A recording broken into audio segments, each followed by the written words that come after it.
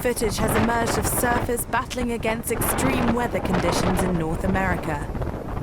Canadian sailor Bianca Wong captured the surfers' struggle at Lake Huron.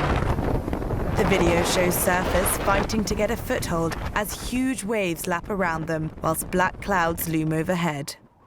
Lake Huron is the second largest of the 5 North American Great Lakes, covering an impressive 23,000 square miles. Wong told Reuters that she'd never seen waves that large at the surfing spot and that around 15 surfers were fighting against the storm. This comes after a 27-year-old man died at the lake at the beginning of this month.